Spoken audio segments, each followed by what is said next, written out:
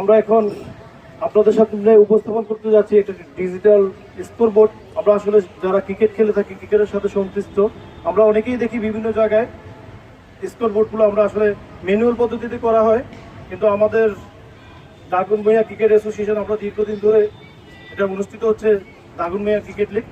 এখানে এই লিগটা পরিচালনা করতে গিয়ে আমাদের দাগনভূঞা ক্রিকেট অ্যাসোসিয়েশনের সেক্রেটারি অক্লান্ত পরিশ্রম করে একটি ম্যানুয়ালি একটি ডিজিটাল স্কোরবোর্ড তৈরি করেছেন। আজকে আমরা আমাদের এই স্কোরবোর্ড সম্পর্কে আমরা আমাদের BCS secretary doctor Mohammad Shahabuddin সাহেবের কাছে জানতে চাইব, উনি কীভাবে এই জিনিসটা তৈরি করেছেন এবং আসলে সারা বাংলাদেশে এই স্কোরবোর্ডটা সকল ক্রীড়াপ্রেমীদের কাছে ছড়িয়ে দেওয়ার উদ্দেশ্যে আমরা আজকে ওনার কাছে জানতে চাইব কীভাবে উনি এটা তৈরি করেছেন এবং সকলের জন্য আমরা একটা শিক্ষণীয় বিষয় জানতে চাচ্ছি। ডাক্তার মোহাম্মদ শাহাবুদ্দিন, আমরা আপনার এই উদ্ভাবন সম্পর্কে আমরা জানতে চাচ্ছি, আপনি কীভাবে তৈরি করেছেন এবং কী উদ্দেশ্যে এটা করেছেন, আমরা আমাদেরকে দয়া করে একটু জানাবেন। ধন্যবাদ বর্ষকর্তাকে। আসলে দাগনভূঞা ক্রিকেট অ্যাসোসিয়েশন কর্তৃক আয়োজিত দাগনভূঞা ক্রিকেট লিগ দীর্ঘ 13 বছর পর্যন্ত পরিচালিত হয়ে আসছে। সেক্ষেত্রে আমিও প্রথম থেকেই এই খেলা অংশগ্রহণ করি। পাশে আমার সাথে সহকর্মী খেলোয়াড়বৃন্দ আছেন যারা আজকে এখানে ম্যানেজমেন্টের দায়িত্বে রয়েছেন। আমরা এই খেলা পরিচালনা করতে গিয়ে আমরা স্কোরবোর্ড সংক্রান্ত বিষয়ে অনেক জটিলতার সৃষ্টি হয়েছিল, প্রয়াত হয়েছিল, অনেক কষ্ট স্বীকার করতে হয়েছিল, যেটা এখনও আমাদের বাংলাদেশে বিশেষ অনুন্নত দেশগুলোতে এখনো পর্যন্ত ডিজিটালাইজেশন যে দেশে এখনো ডিজিটাল করা হয় নাই, অনুন্নত দেশগুলোতে এখনো ক্রিকেটের স্কোরবোর্ড নিয়ে অনেক কষ্ট বা অনেক খরচের বিষয় রয়েছে। সেক্ষেত্রে এখন আমরা দেখি বিশেষ করে আমাদের বাংলাদেশে প্রিমিয়ার লিগ বলতে শুরু করি, 5 ডিভিশন, সেন্ট্রেশন, ঢাকা কেন্দ্র এবং চট্টগ্রাম, যে বাংলাদেশ সকল জেলা অথবা বিভাগে খেলাগুলোতে এখনো পর্যন্ত যে আমরা স্কোরবোর্ড দেখে থাকি। আমি যে জায়গায় বিশেষ করে খেলতে গিয়েছিলাম আমাদের সহকর্মী সহ, ওই জায়গায় দেখেছি আমরা বিভিন্ন নাম্বারিং হ্যান্ডেলিং করে ঝুলিয়ে দিয়ে অনেক সময় বোর্ডে লাগিয়ে এই করা হয়ে থাকে।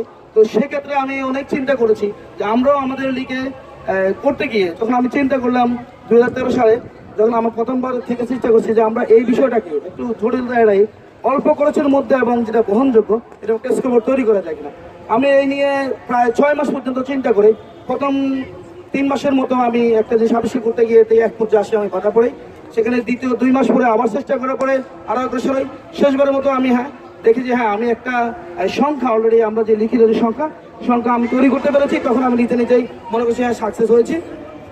সেক্ষেত্রে আমি প্রথমেই নিজেই যেখানে তৈরি করা হয় সেখানে গিয়েছিলাম যে আমি আমার মতো করে অ্যাডভাইস দিয়ে আমি বসে থেকেই কাজটা করেছি। দেখুন আমরা বিশেষ করে লেখার ক্ষেত্রে, বিশেষ করে সংখ্যা বা রান উইকেটের ক্ষেত্রে আমরা শূন্য থেকে শুরু করি।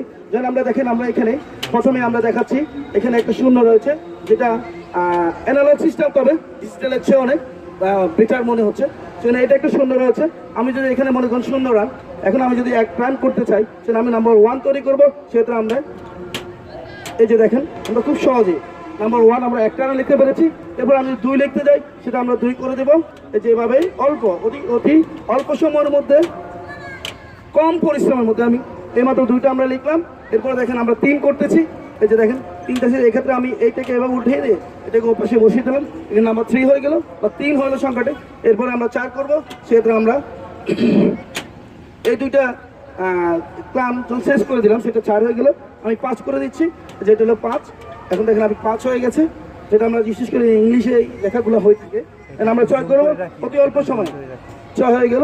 এরপর আমরা 7 করতে যাচ্ছি, সেটা আমরা দেখেন 7টা হয়ে গেছে। দেখেন নাম্বার 7। এরপর আমরা দেখবো 8-এ চলে আসবো। সেক্ষেত্রে আমরা এই যে নাম্বার 8।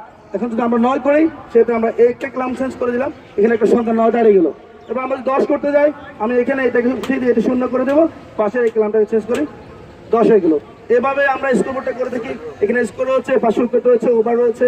প্রত্যেকটা সেশনে প্রত্যেকটা ওয়ার্ড বাই ওয়ার্ড ম্যানুয়ালি আমি করেছি। সেটা আমি চাই বিশেষ করে বাংলাদেশ সহ বিশ্ব অনুন্নত দেশ যেখানে ক্রিকেট এখনও চলতেছে, বিশেষ করে শ্রীলঙ্কা, পাকিস্তান, বিভিন্ন প্রিমিয়ার লিগ আমরা দেখতে পারি এখন আমাদের মতো এরকম ডিজিটাল স্কোরবোর্ড তারা লোকালি মাঠগুলোতে অ্যারেঞ্জ করতে পারে না। সেক্ষেত্রে আমি চাই আমাদের ক্রিকেটের স্বার্থে, সারা বাংলাদেশ, সারা বিশ্বের ক্রিকেটের স্বার্থে এই বোর্ডটাকে, এই খেলার এই স্কোরবোর্ডটাকে সারা দেশে ছড়িয়ে দিতে অল্প খরচে এরকম একটা বোর্ড তৈরি করতে সর্বোচ্চ 15 থেকে 20 হাজার টাকা খরচ হয়, যেটা আমি বিশেষ করে আমার BCB, Bangladesh cricket board, Bangla premier লিগের যে কমিটিবৃন্দ রয়েছেন তাদেরকে আমরা অনূর্ধ্ব 19, অনূর্ধ্ব 17 যারাই ম্যানেজ করেন তারা প্রত্যেকটা জেলা উপজেলা বিভাগে এরকম স্কোরবোর্ড তৈরি করতে পারেন। সেক্ষেত্রে আমাদের পেজ ধানমন্ডি ক্রিকেট অ্যাসোসিয়েশন ওইখানে আমাদের পেজে থাকবে। আপনার যদি কোনো সহযোগিতা দরকার হয় সেক্ষেত্রে আপনারা ওখানে নক করবেন। আমার ডিসিএ সকল কর্মকর্তাকে অশেষ ধন্যবাদ যে ওরা আমার সাথে এবং ওনারা সকলে সহায়তা করে আমাকে এরকম স্কোরবোর্ড করতে সহায়তা করেছে। পাশাপাশি আমরা ডিসিএ সারা বাংলাদেশে ডিসিএ সকল কর্মকর্তা সহ সারা বাংলাদেশেই আমরা চাই ক্রিকেটকে ডিজিটালাইজেশন করতে, আরো আধুনিক করতে যেভাবে সহায়তা করা দরকার। আমরা ডিসিএ দাগনভূঞা ফেনী জেলা অন্তর্গত দাগনভূঞা একটি উপজেলা, সেখানে বিগত 13টি বছর লিগ হয়ে থাকে। আমরা এটাকে আরো পরিসরে বৃদ্ধি করব ইনশাআল্লাহ, এবং আপনাদেরকে এটা সহযোগিতা করার জন্য আমরা সর্বদা চেষ্টা করব। বাংলাদেশ বিসিবি থেকে শুরু করে ক্রিকেট টিম, ক্রিকেট বোর্ড এবং কি যেখানে হোক, যদি স্কোরবোর্ড তৈরি করা আপনার দরকার মনে হয় আমরা সহায়তা করব। আমরা সব সময় আপনাদের সহায়তা করার জন্য এই কাজটা করে যাব ইনশাআল্লাহ। আমার এই পাশে রয়েছেন আমাদের ডিসি সম্মানিত সভাপতি, ডিসিএল সভাপতি, সহকর্মীবৃন্দ, সাংগঠনিক সম্পাদক এবং সেক্রেটারিবৃন্দ। আমরা সর্বদাই নিঃস্বার্থ ত্যাগ করেই দাগনভূঞা ক্রিকেট যুব সংগঠনে মাদক এবং কুসংস্কৃতি রক্ষা করার ক্ষেত্রে আমরা কাজটা করে যাচ্ছি। ইনশাআল্লাহ আগামীতে করব। আমরা টার্গেট করছি যে আগামীতে আমরা প্রিমিয়ার লিগ এবং ঢাকা লিগ এবং কি বাংলাদেশ জাতীয় দলে আমাদের এখান থেকে খেলোয়াড় যাবে। এই মর্মে কথা বলে আমি আমার বক্তব্য এখানে শেষ করছি। আল্লাহ হাফেজ। আসসালামু আলাইকুম ওয়া রাহমাতুল্লাহ।